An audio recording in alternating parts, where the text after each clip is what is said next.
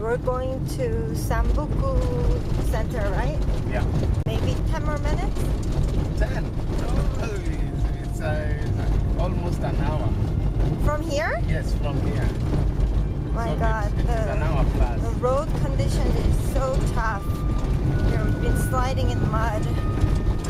The journey to Samburu is about 180 miles along 8 hours of rough road from Nairobi. When it rains, the trip can take up to 20 hours.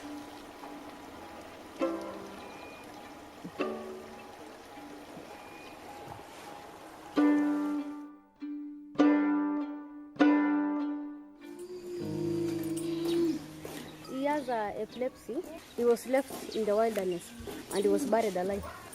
He was buried alive? Yeah, by the mother. Handicapped children in the Samburu region are often considered bad omens to the family and are sometimes left behind when families move on, looking for food. Some are even buried alive, poisoned with tobacco, or tied up and thrown in the wilderness to be eaten by wild animals.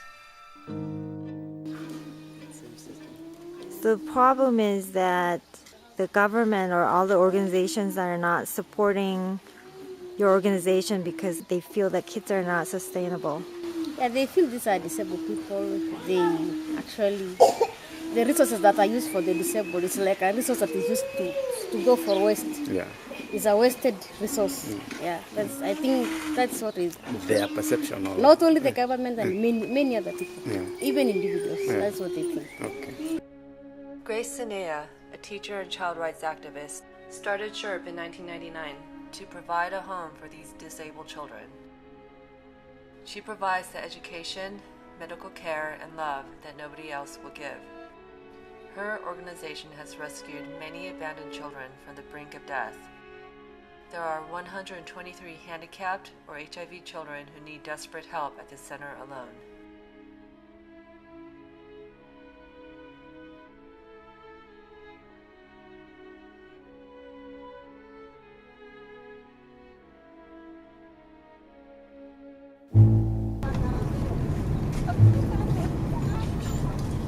Kawangware is one of the largest slums on the outskirts of Nairobi, Kenya. With more than 400,000 people, most of them living on less than $1 a day, 65% are children and youth. Unemployment is staggering.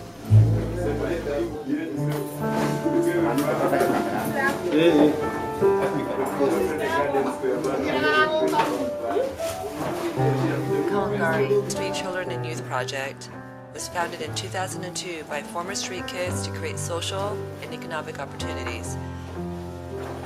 Youth from the community voluntarily come to the center to assemble gift bags and other payment products. Youth are kept off the streets and guaranteed a free lunch. Proceeds from bag sales fund KSCYP projects, which include basic reading and arithmetic classes for children who would otherwise have limited means for furthering their education. HIV/AIDS are rampant, and the community does not have the proper resources to help themselves. These children live in the streets, eating garbage and drinking milky brown water that is contaminated. Water is one of the most precious resources, and it's a serious problem in the Kawangware slum. Lee Oneness Foundation, in partnership with Go Campaign, is building a water well for KSCYP's children.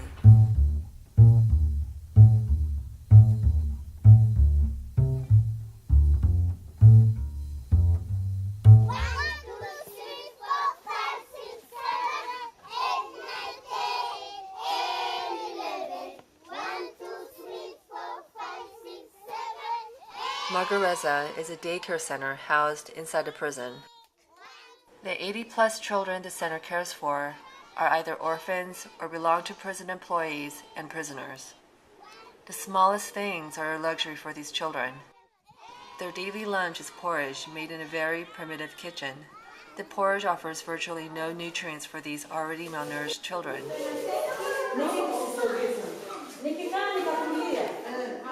And yet, they eagerly line up every day to fill their empty stomachs.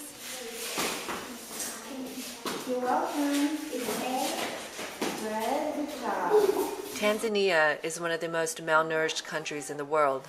Most children here have no source of the proteins or vitamins essential to their growth and development.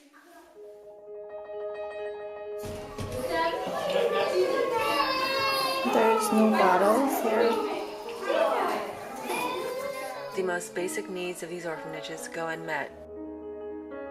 Basic necessities such as bottles and diapers are a luxury for these impoverished children.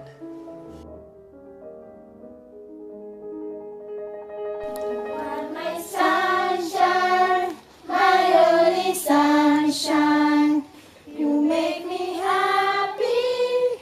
My skies are blue. You never know, yeah, how much I love you.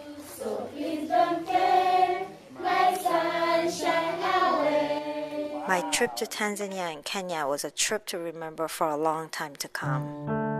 I went to Africa thinking I was going to give the love that these impoverished children desperately need. But what I realized was it's these children who gave me so much love. These children taught me that love has no boundaries. I'm very blessed to establish the Oneness Foundation to help make a difference in these children's lives.